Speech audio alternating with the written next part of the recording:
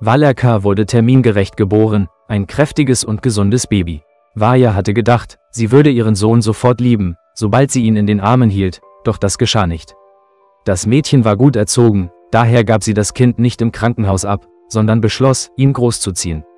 Varvara musste 3 Jobs gleichzeitig arbeiten und war selten zu Hause, aber Walerka hatte alles. Er war satt, angezogen, doch ihm fehlte die mütterliche Zuneigung. Varja gab den Jungen früh in eine 5-Tage-Krippe und holte ihn nur am Wochenende ab. Später kam die Schule. Der Junge war selbstständig. Er lernte seine Hausaufgaben, ging einkaufen und machte Abendessen, wissend, dass seine Mutter müde nach Hause kommen würde.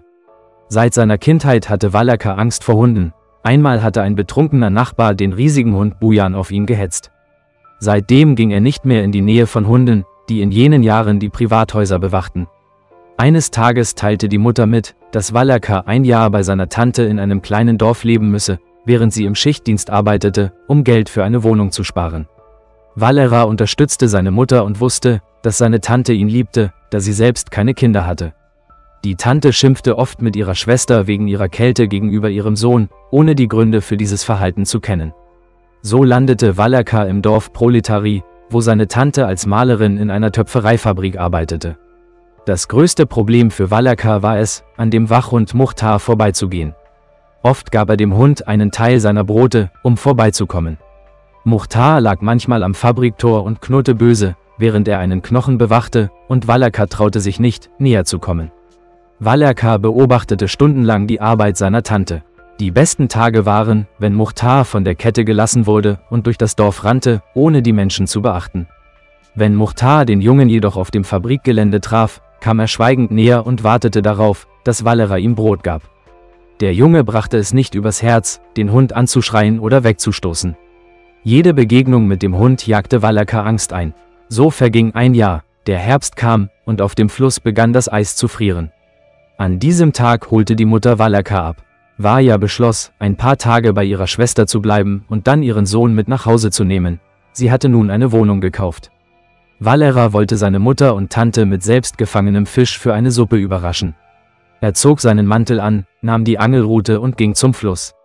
An der alten Mühle angelte der Junge auf einem wackeligen Steg und freute sich, dass seine Mutter und Tante stolz auf ihn sein würden. Nachdem er genug Fisch für eine Pfanne gefangen hatte, wollte er zurückkehren. Als er die Angel einpackte, stand er auf, doch eine ungeschickte Bewegung, und der Junge fiel ins Wasser. Der Mantel füllte sich mit eiskaltem Wasser, die Stiefel wurden schwer, und alles zog ihn nach unten. In dem Moment, als Walerka zu ertrinken begann, schlug sein Herz vor Panik. Er spürte, wie das kalte Wasser ihn hinabzog, und Angst überkam ihn. Plötzlich ertönte lautes Gebell vom Ufer. Es war Muchtar, der Hund, der die Notlage des Jungen spürte, sprang ins Wasser. Er paddelte schnell zu Walerka, der bereits die Kräfte verlor. Muchtar, trotz seines furchteinflößenden Rufs, erwies sich als wahrer Held. Er packte den Jungen am Mantelkragen und zog ihn mühsam ans Ufer. Walerka spürte, wie der Hund ihn aus dem eisigen Wasser rettete. Mit letzter Kraft schafften sie es an Land. Der Junge, zitternd und erschöpft, fiel zu Boden, während Muchtar immer noch bei ihm stand und ihn besorgt ansah, als wollte er fragen, ob alles in Ordnung sei. Bald kamen Varja und Tante Sveta angelaufen, die das Bellen gehört hatten und zur Hilfe eilten. Als sie Walerka im nassen Mantel und Muchtar neben ihm sahen, konnten sie ihre Tränen nicht zurückhalten. Die Mutter umarmte ihren Sohn, ohne ihre Gefühle zu verbergen, und die Tante hüllte ihn in ihr Tuch. Liebe Freunde, wenn euch das Video gefallen hat, setzt ein Like und abonniert den Kanal.